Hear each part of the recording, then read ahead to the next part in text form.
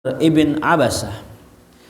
Diriwayatkan dari dalam kitab Ibnu Sunni dari Amr bin Abasah. Amr bin Abasah, hadirin, menurut Imam Az-Zahabi adalah seorang sahabat yang awal-awal banget masuk ke dalam Islam. Bahkan beliau mengklaim dirinya itu masuk Islam setelah Abu Bakar dan Umar. Ya, akan tetapi kata ulama, hal tersebut sangat-sangat diwajarkan adanya pengakuan seperti itu karena orang di zaman awal-awal Islam masuk Islamnya sembunyi-sembunyi. Jadi duduk bareng nih berdua nih. Saking sembunyi-sembunyinya dia nggak tahu temannya Islam apa bukan gitu.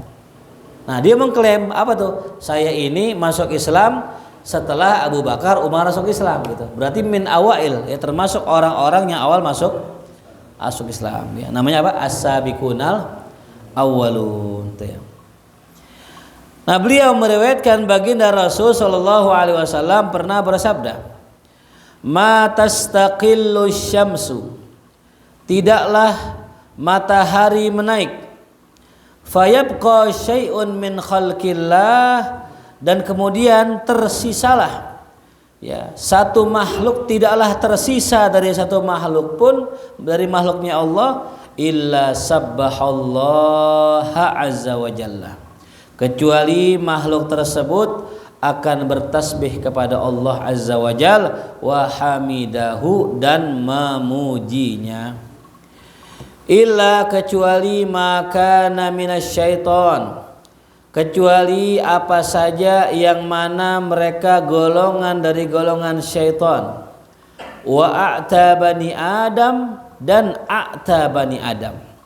Fasa'altu an a'ta bani Adam, kemudian ya kata Amr bin Abasah, saya bertanya tentang a'ta bani Adam. Apa sih a'ta bani Adam maknanya? Faqala, maka Rasul menjawab, syirarul khalqi, yaitu seburuk-buruknya makhluk. Nah, jadi hadirin rahimakumullah, kata Rasulullah, ya, tidaklah ketika matahari naik kecuali semua makhluk Allah akan bertasbih sampai bertahmid, kecuali mereka yang mana kelompoknya setan dan kelompoknya orang-orang yang durhaka kepada Allah. Ya. Makanya anjurannya ketika kita udah masuk waktu begini, kalau kita kosong maka perbanyak baca subhanallah walhamdulillah wala ilaha illallah wallahu akbar. Nah, ini hadirin ya. Dalam kitab Qutul Qulub fi Mu'amalatil Mahbub oleh Al-Imam Abu Thalib Al-Makki, di sini beliau menjelaskan tentang, ya, wiridnya seorang hamba pada waktu siang. Ini saya jelasin ya. Jadi ada 7 wiridnya. Ada berapa? Ada 7 wiridnya, ya. Yang pertama tulis, ya, pada saat terbitnya fajar. Ya, awwaluha min tulu'il fajar. Kapan tulu'il fajar itu adalah ketika masuk waktu subuh. Kemudian yang kedua, wiridnya itu ila tulu'is syamsi. Dari terbit fajar sampai terbitnya matahari. Ya, sekarang nih waktunya nih. Ya. Kemudian, ya, wiridnya yang ketiga dari terbitnya matahari sampai zuhur. Ya, sampai apa? Sampai zuhur. Tuh. Lalu yang ketiga, ya, yang keberapa tadi? Yang keempat, afwan, ya, sebelum zuhur. Pada saat sebelum zuhur. Lalu yang kelima, ba'da asar. Ya. Ba'da zuhur. Yang keenam ba'da asar, yang ketujuh sebelum maghrib. Nah, itu amalannya. Nah, ini disebutkan, ya, kata Al-Imam Abu Thalib Al-Makki tentang masalah amaliyah kita, wirid kita di waktu pagi, ya. Beliau mengatakan kalau bisa habis subuh, ya, seseorang itu memperbanyak wirid, ya. Nah, kalau nggak bisa memperbanyak wirid, maka ada anjuran di sini kita banyak-banyak tafakkur, ya. Terlebih, ya, itu bentuknya adalah majelis ilmu. Nah, kayak gini nih, ya. Jadi alternatif kita ngisi waktu ba'da subuh biar nggak kosong, isi majelis ilmu, ya.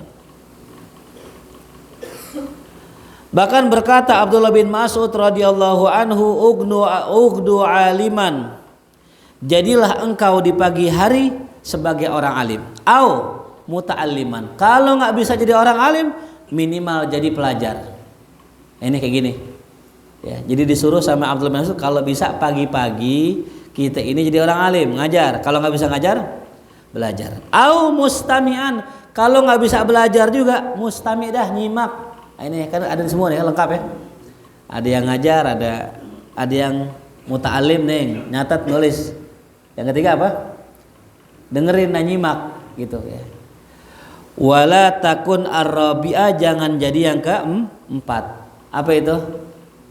Yang nggak ada kacang di belakang. Ngaji kagak, ngajar kagak, denger kagak, ya. Dia kagak ngapa-ngapain, sibuk dengan dirinya sendiri. Jangan jadi yang keempat. Fatahlik, maka engkau akan menjadi orang yang binasa. Itu ya, makanya memang benar ajaran guru kita. Udah, kita ini manusia macam-macam kata guru kita. Ada yang jadi pengajar, ada yang jadi ustadz, ada yang jadi ya, pendengar, ada yang jadi pelajar. Jangan jadi yang keempat. Dalam makalah yang lain tambahin lagi ya, yang keempatnya kata ulama mustami'an, muhibban ya, jadilah orang yang cinta ya. Wala takun khomisan, jangan jadi yang kelima itu ya. Nah itu kata ya ugdu ya. Dalam hadis yang lain, man kharaja min baitihi fi talabil ilm, siapa orang yang keluar dari rumahnya untuk menuntut ilmu. Ya, kita pagi ini nih, fahuwa fi sabilillah, maka dia sedang berada di jalan Allah Ta'ala hatta yarji, sampai pulang ke rumah.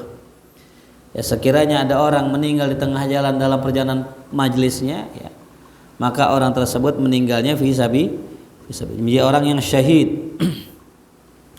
Wa man kharaja min manzilihi, siapa orang yang keluar dari rumahnya yaltamisu ilman, untuk mencari ilmu, wa du'at lahul malaika ajnihataha, maka malaikat meletakkan sayapnya, ridon bima sona, karena ridho dengan apa yang diperbuat oleh itu orang. Wastaghfara lahu dawabul ard, dan memintakan ampun bagi orang yang belajar seluruh makhluk hidup yang di bumi. Wa malaikatus sama, dan juga seluruh malaikat di langit. Wa tayrul hawa, dan juga burung-burung di langit, di udara. Wahitanul ma, dan hewan-hewan, ikan-ikan yang ada di air itu ya. Ini begitu luar biasa hadirin ini orang yang nyari ilmu. Kenapa orang yang nyari ilmu itu didoain sama makhluk hidup? Karena dengan orang nyari ilmu, maka orang tersebut tidak zalim kepada makhluk yang lain. Ya. Dia belajar nih tentang ilmu misalnya gitu. Dia nggak zalim tuh sama hewan di air. Dia nggak zalim sama tumbuh-tumbuhan. Dia nggak zalim sama malaikat. Ya, ada nggak orang zalim sama malaikat? Ada hadirin. Ya. Kata ulama, orang yang ke masjid sholat dalam kondisi mulut masih bau itu zalim sama malaikat. Karena malaikat kata ulama itu nggak diizinkan sama Allah bisa membaca Al-Quran. Malaikat itu hanya diizinkan untuk mendengarkan Al-Quran. Nah, siapa yang bisa baca Qurannya? Manusia. Makanya setan paling demen kalau ada orang ngaji Quran. Kenapa? Karena dia nggak dikasih izin untuk apa?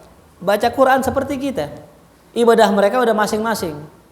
Tapi mereka diberikan izin untuk mendengarkan orang baca Quran. Nah, maka kalau ada orang baca Quran mulutnya maaf, bau filter misalnya gitu ya, bau samsu, bau rokok, atau enggak bau jengkol dan sebagainya, itu yata'adza bihil malaika.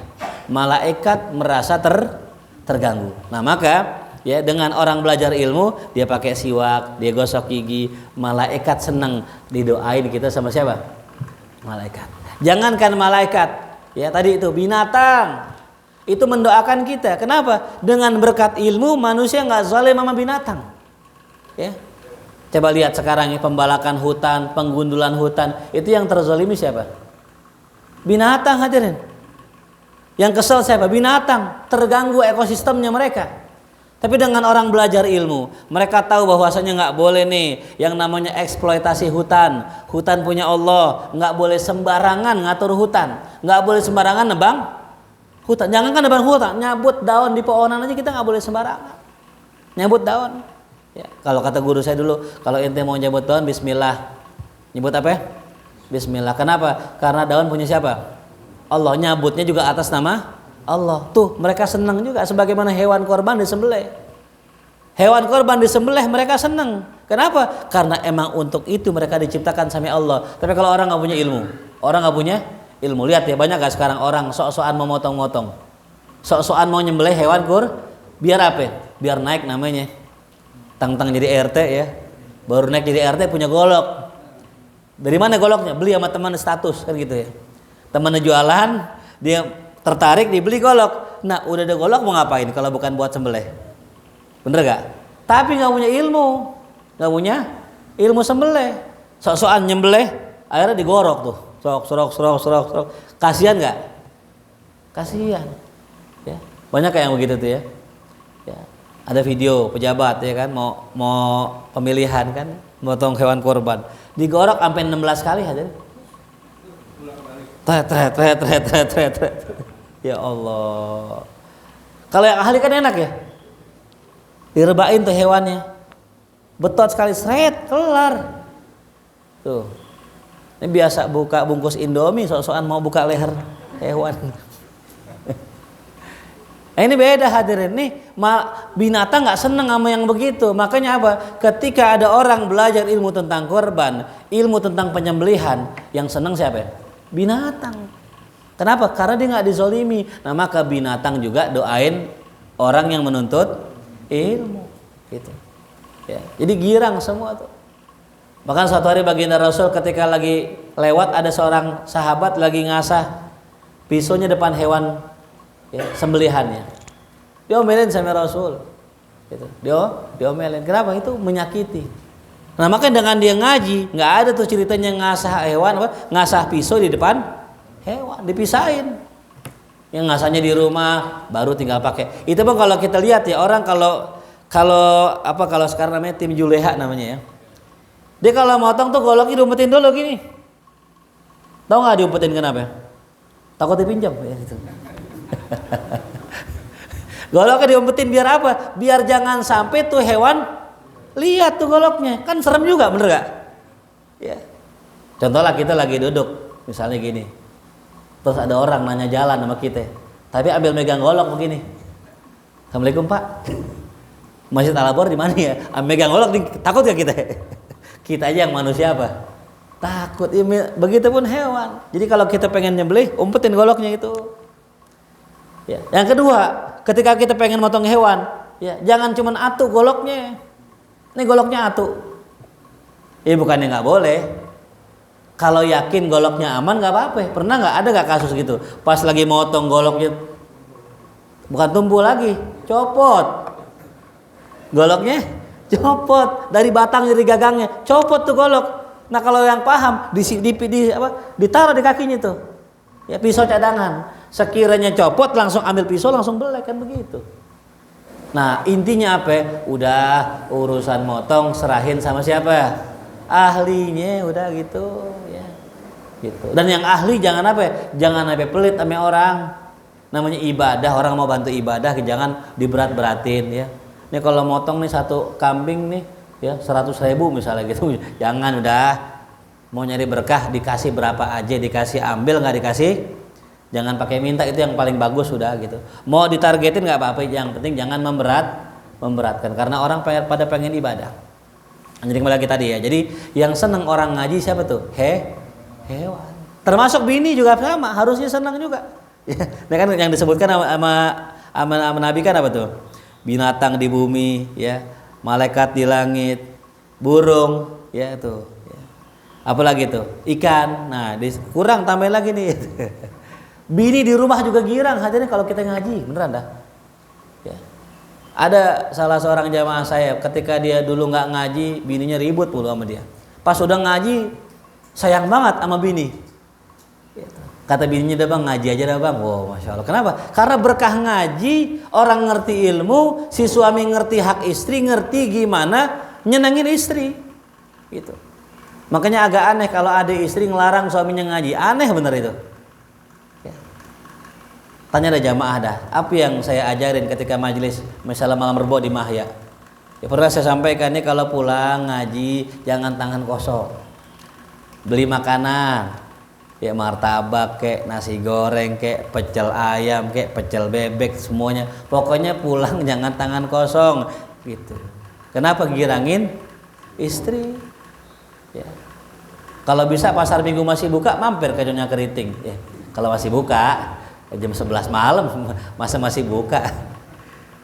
Pulang tuh bawa makanan ke bini, girang nggak kira-kira ibu? Girang. Tuh ya.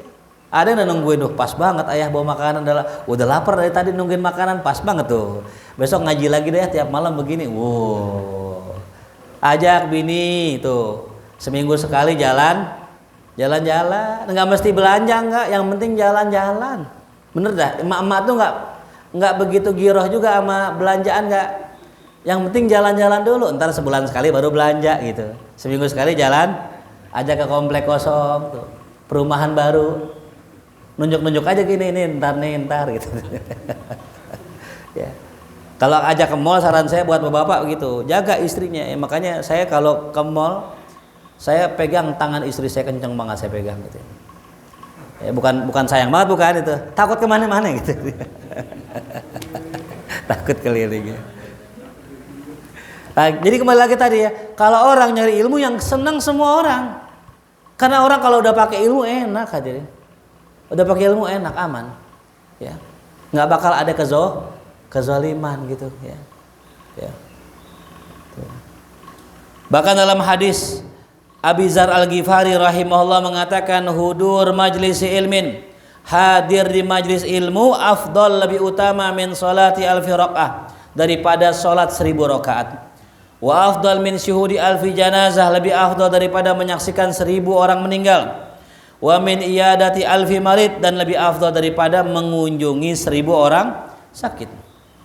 Ya. Kila ada yang mengatakan, wa min qiraatul Quran, apakah belajar lebih afdal dari baca Quran? Nah, ya. Faqala, maka berkata Abu Dzar Al-Ghifari, wa hal tanfa qiraatul Quran illa bil ilm, ya, dan tidaklah manfaat baca Al-Quran kecuali dengan ilmu. Jadi kalau kita pengen manfaat baca Quran, pakai ilmu. Ilmunya ilmu tafsir namanya. Ya. Nah ini ya pentingnya kita mengisi waktu pagi kita dengan belajar. Bahkan Habib Ali bin Muhammad Al-Habsyi, pengarang Maulid Simtud Duror, itu pas pagi ngaji apa? Ngaji nahu dia. Ngaji nahu aja dia. Kalau kita ngaji nahu apa tuh pagi? Ngantuk ya. Tapi guru-guru saya begitu dulu ya, almarhum Ki Haji Akhfas, guru saya. Itu kalau ba'da subuh ngajar nahu. Kenapa ngajar nahu ba'da subuh? Otak masih seger, otak masih fresh. Ya, beda yang tidurnya jam 3 pagi, tidurnya jam 3, belajar nahu ba'da subuh, pusing nggak? Ya, jadi kalau tidurnya jam 3 ya jangan ba'da subuh, udah mungkin masih pusing. Ya, intinya apa? Intinya pagi isi dengan ilmu. Sampai kapan? Ya, sampai terbit matahari itu. Ya. Dan bahkan diriwayatkan di sini bahwasanya Nabi kita Muhammad SAW, idza kana shallal ghadat, kalau Nabi sholat subuh, qa'ada fi musallahu, Nabi duduk di musallahnya, tempat sholatnya, hatta tatlu asyamas, sampai terbit matahari. Wa fi ba'diha, pada sebagiannya, yusolli rakaatain, Nabi sholat 2 rakaat. Itu ya intinya habis subuh ya dianjurkan untuk duduk, ya boleh zikir, ya boleh ngaji itu.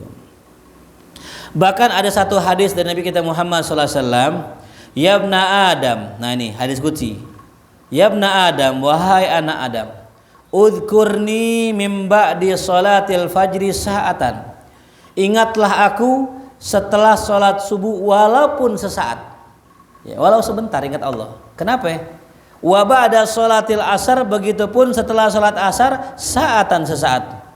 Akfika ma bainahuma, maka aku akan cukupi segala kebutuhanmu antara subuh sampai sore. Nah, itu.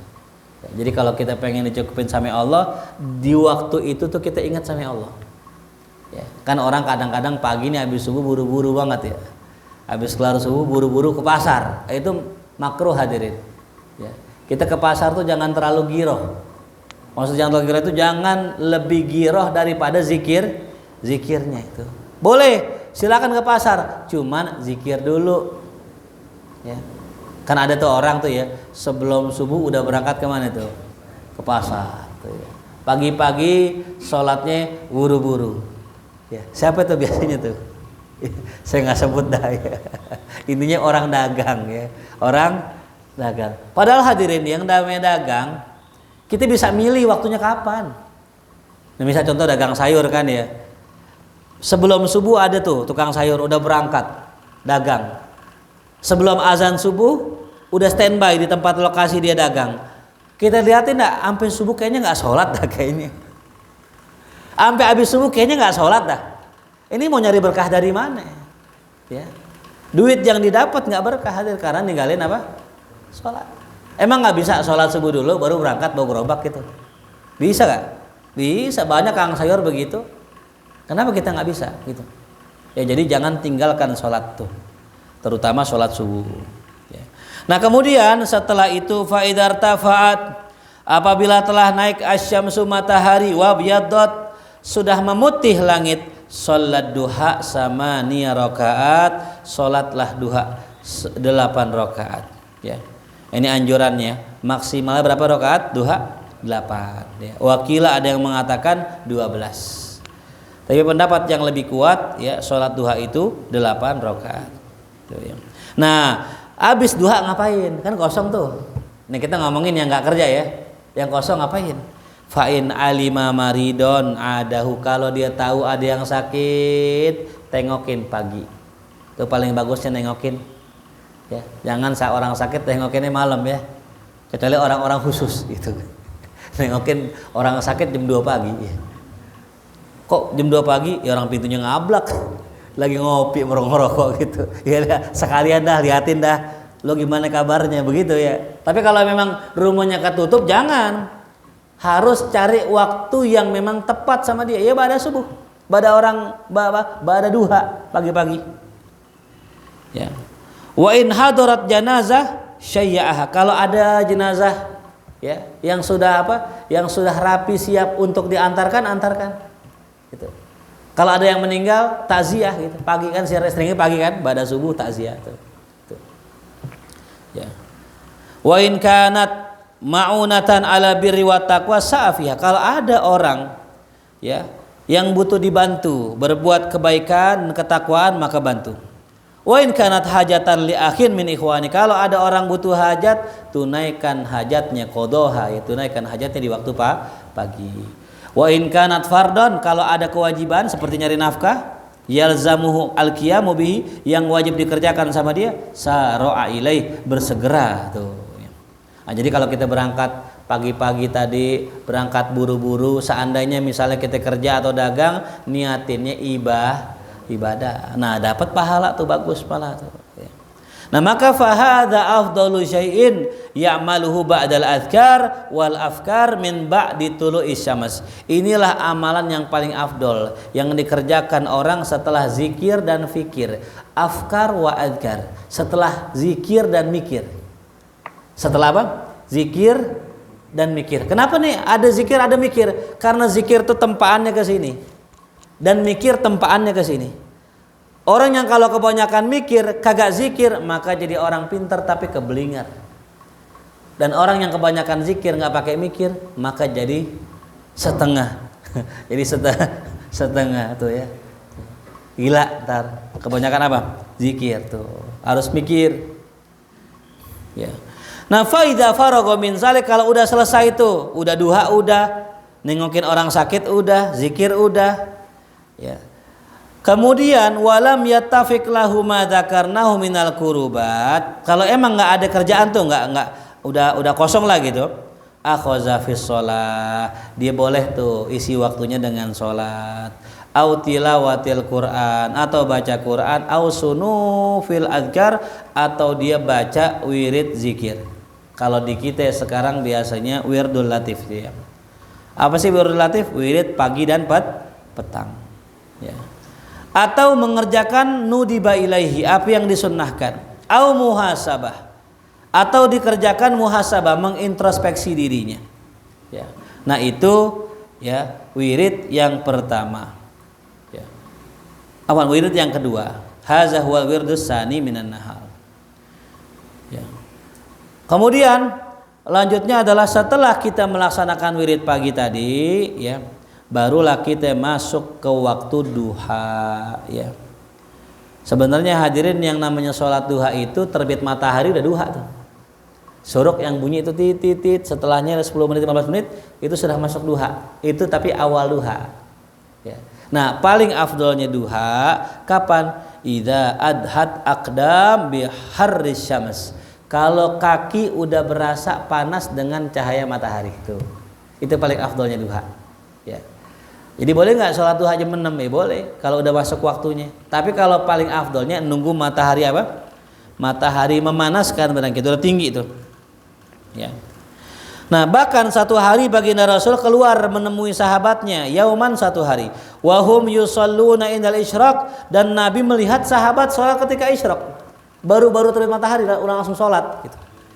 Ya, fanada bi ala sauti, Nabi memanggil mereka dengan suaranya yang tinggi. Kata Nabi, ala inna salatal awabin idza ramadatil fisal. Tuh, ketahuilah salat awabin itu adalah pada saat anak onta kepanasan gitu, ya. Pada saat anak onta kepanasan, ya. Yang pertama nih ada kalimat sholatul awabin. Apa sih sholat awabin? Menurut jumhur ulama, awabin itu adalah sholat mabainal maghrib wal isya, antara maghrib sama isya, ya. Jumlah rakaatnya minimal 2, pertengahannya 6, dan maksimalnya 20. Itu namanya awabin. Tapi inda ba'dil ulama, menurut sebagian ulama dari hadis ini, yang namanya awabin itu duha. Gitu.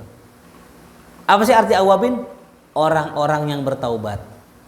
Ya, dia next level dari tawab.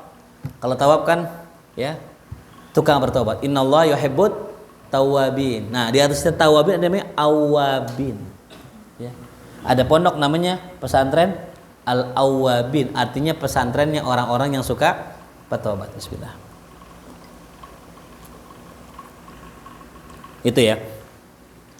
Nah, kenapa sholat duha dinamakan sholat awabin? Nah, ada sebabnya hadirin. Karena di waktu duha kita dianjurkan banyak-banyak beristighfar, bertobat. Ya. Dianjurkan banyak-banyak bertobat. Ya. Ada wiridannya tuh ya.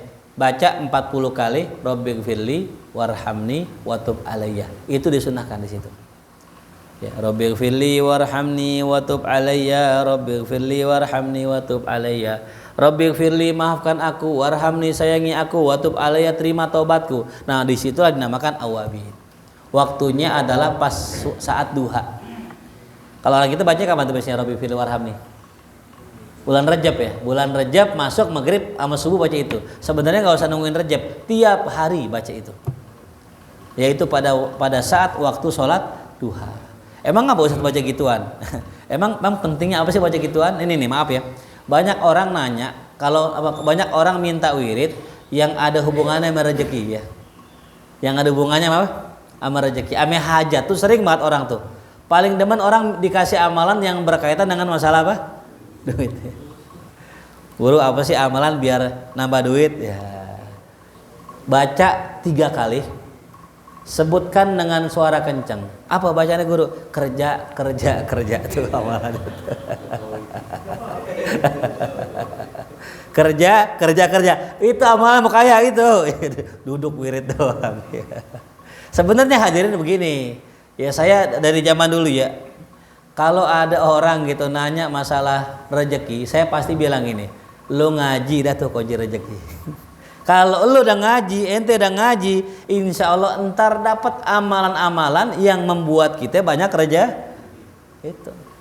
Tapi kalau kita dikasih amalan itu doang, misalnya baca ini, surah ini, ayat ini, entar dibaca nggak dapat, berhenti.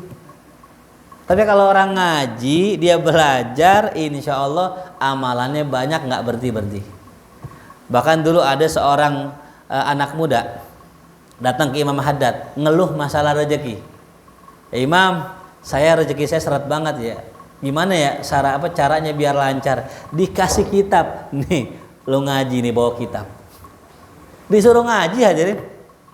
Kenapa? Bisa jadi rezeki yang terlambat datang sama kita, terhambat datangnya sama kita gara-gara kemaksiatan, dosa yang kita nggak sadar, gara-gara nggak punya ilmu. Ya, gara-gara nggak punya apa? Ilmu.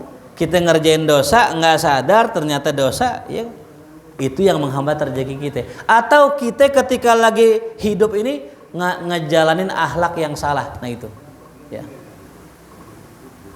Jelas paham ya? Nah jadi kuncinya kalau mau jadi orang yang ya berkelimpahan itu ngaji itu ya. Nah termasuk ini nih ya, sholat apa tadi, sholat awabin, sholat duha ya.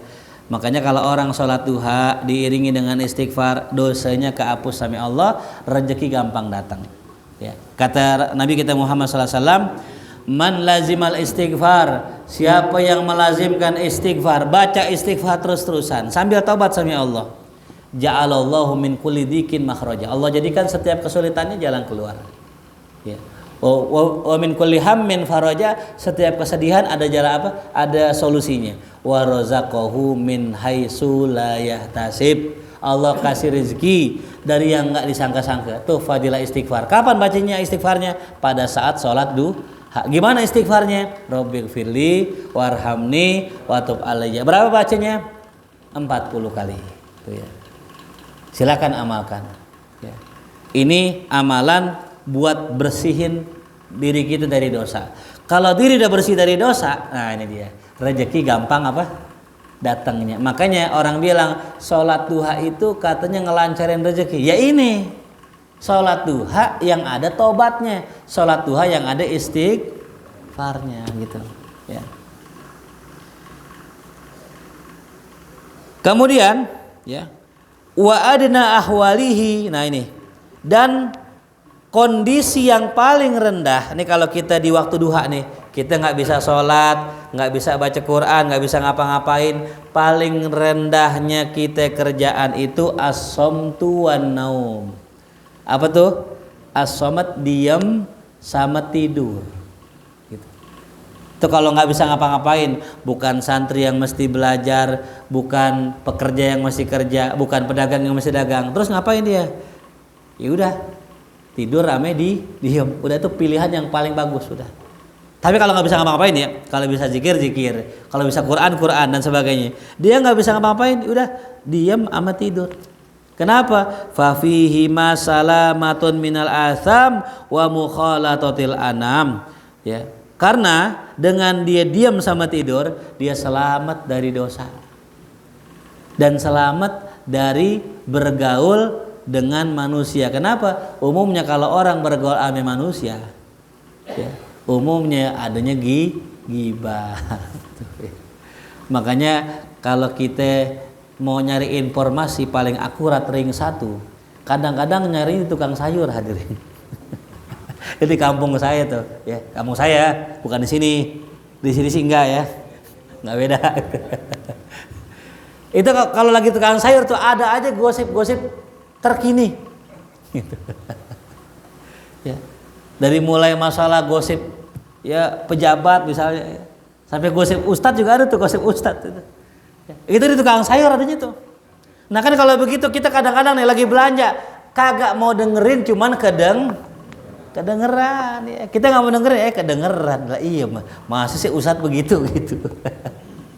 Dosa itu ya. Makanya nggak salah sekarang itu ada orang beli sayurnya online, nggak salah juga ya, daripada di tukang sayur ngomongin orang ya. Pahala kita habis, amal kita angus ya, gara-gara apa tadi? Ghibah. Ustadz kalau saya denger doang tapi saya nggak yakinin bagaimana? Nggak apa-apa ya? Nah kalau kita denger orang ghibah terus kita nggak yakinin, kita anggap aja angin begitu gitu. Nah itu nggak apa-apa ya? Itu aman. Masalahnya kadang kita denger ada tuh sedikit ya kan, meyakini katanya Pak RT kawin lagi katanya. Masa sih gitu. Kalau kita masa sih enggak aman. Tapi kalau pantes dia jarang ke masjid. RT yang mana nih? Pantes dia jarang ke musola. Gitu. Nah, kalau seandainya muncul tuh pengiyaan dalam hati kita, jatuh ghibah. kena tuh dia. Nah, makanya kata ya muallif di sini paling afdolnya udah diem sama tidur, udah paling aman. Ya. Bahkan kata Gus Baha ya, ibadah orang akhir zaman yang paling afdol ya tidur gitu. Maksudnya apa? Habis kalau melek maksiat mulu. Ya, di rumah nih buka HP. Dosa kan gitu ya. Kalau orang dulu enak tuh ya, diamnya itu masih bengong, ngayal paling tinggi. Kalau sekarang diamnya itu udah aktif, tangannya buka HP dan sebagainya tuh, nauzubillah ya. Ya cuman jangan tidur mulu ya. Jadi dikatakan di sini itu kalau seandainya kagak bisa ngapain, mendingan tidur dah daripada dosa tuh. Bahkan kata Sufyan Ats-Tsauri dia mengatakan ikana yu'jibuhum ya, adalah perkara yang sangat aneh buat manusia idza tafarragu, kalau telah selesai daripada kerjaannya ayyanamu ya, mereka tuh tidur tolaban lisalamah, untuk mencari keselamatan. Jadi perkara yang unik nih kata beliau, unik banget ini. Ada orang masuk surga jalurnya jalur tidur gitu. Ada orang masuk surga pintunya pintu apa? Ar-Rayyan, pintu orang puasa, masuk lewat sini. Ada yang lewat sodakoh, masuknya lewat sini. Ada orang masuk surga lewat apa? Jalur tidur. Pokoknya wiridan gue tidur. Saban pengen maksiat gue tidur. Nah itu termasuk tuh hadirin. Ya. Bismillah.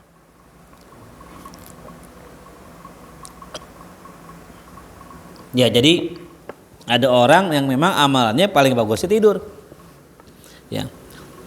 Fa inna ma fi hadzal waqt, kalau saat tidur tuh habis salat duha. Nah, itu namanya fahuwa hina idzin naumul qailah, namanya tidur qailulah kalau di kita itu. Tidur qailulah ya. Nah itu ya. Jadi ada yang namanya tidur qailulah. Itu bagus hadirin tidur qailulah itu. Tujuannya apa? Tujuannya agar ketika nanti malam dia begadang nggak ngantuk. Itu tujuannya. Ya.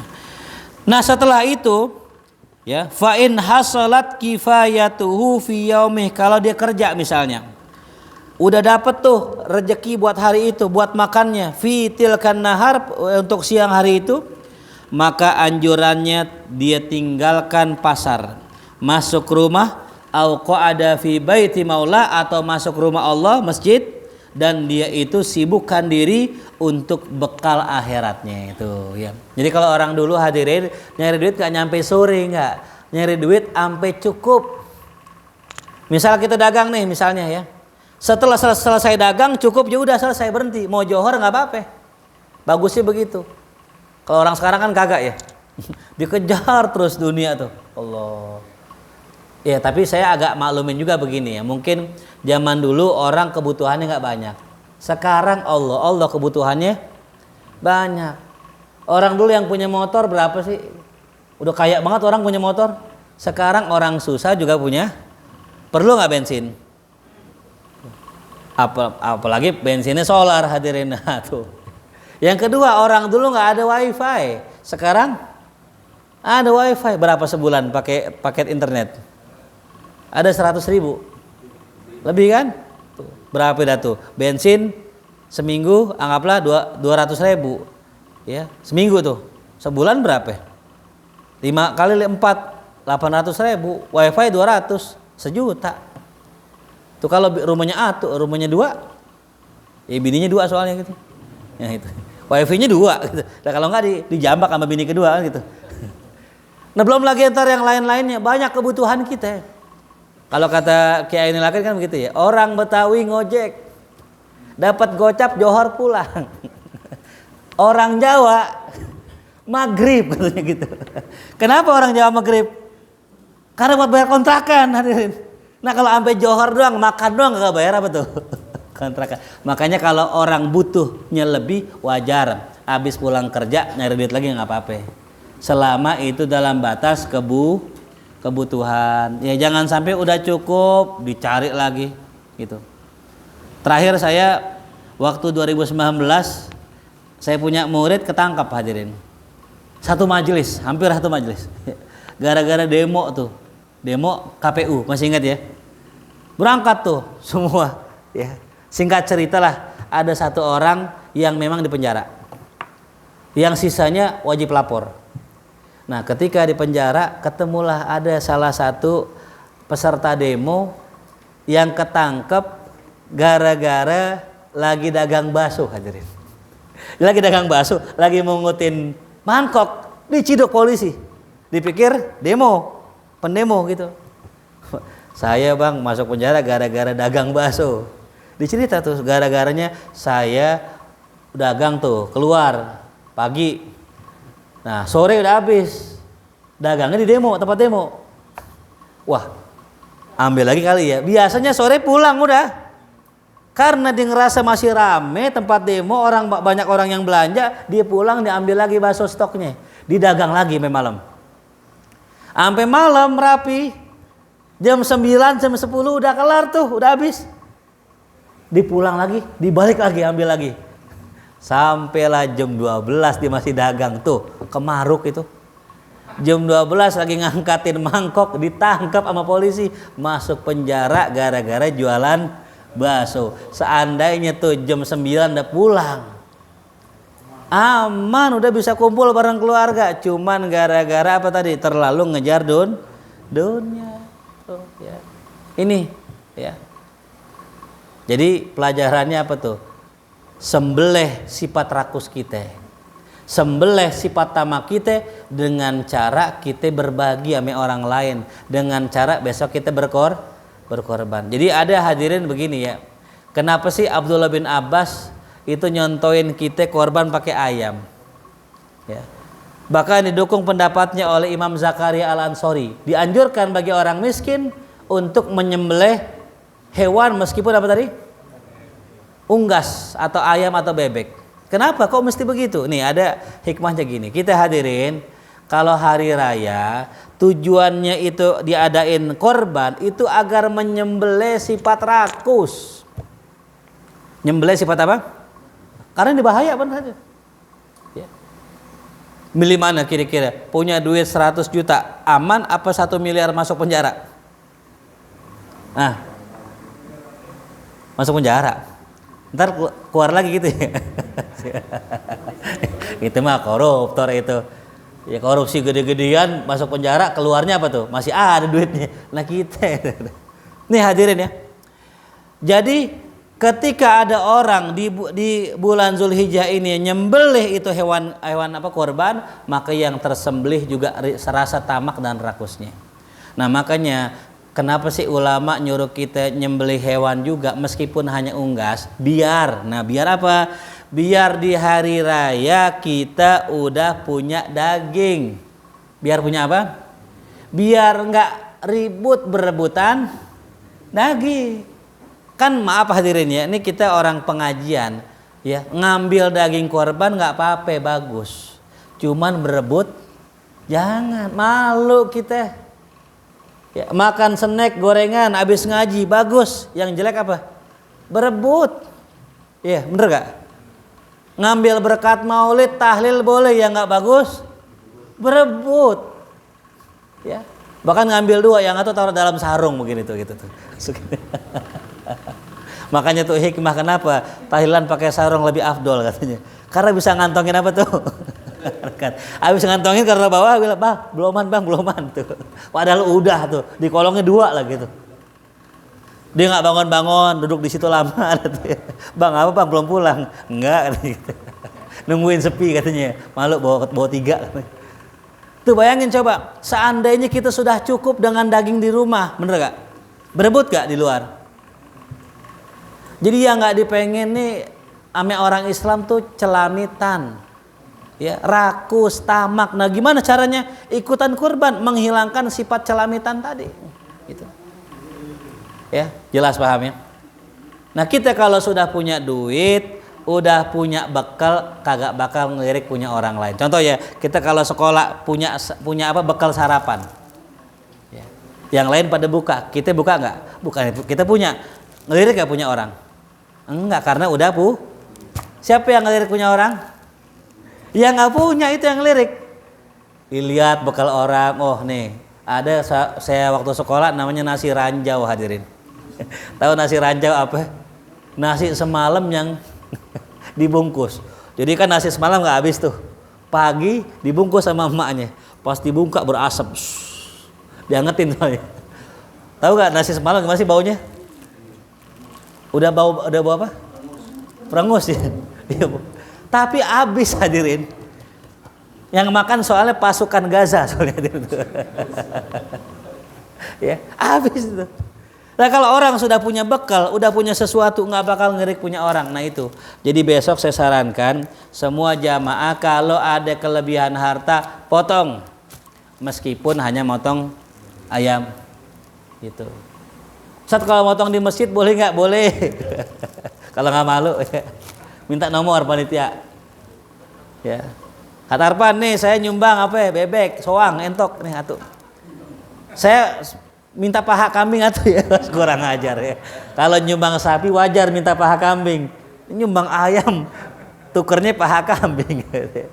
Lah katanya masih mending saat ada yang minta tuker paha sapi katanya. Waduh, lebih ngelunjak lagi. Nah jadi besok begitu tuh ya. Jadi korban kalau bisa ya jangan sampai kita tinggal ya. Nggak bisa ngerjain yang utuh, ngerjain semua. Nggak bisa pakai sapi, pakai kambing, pakai ayam cukup. Ya mudah-mudahan Allah hilangkan sifat tamak rakus dari hati kita. Amin ya rabbal. Sebelum saya tutup mungkin ada yang mau nanya kali ya karena besok berkenaan dengan masalah korban. Ingat ya ada yang nanya semalam begini, Ustadz apa hukumnya ngejual kulit pengorban? Saya bilang haram. Nggak boleh kita ngapa-ngapain kulit pengorban. Motong aja nggak boleh. Nggak boleh motong kulit pengorban. Yang boleh motong kulit hewan kurban. Ya.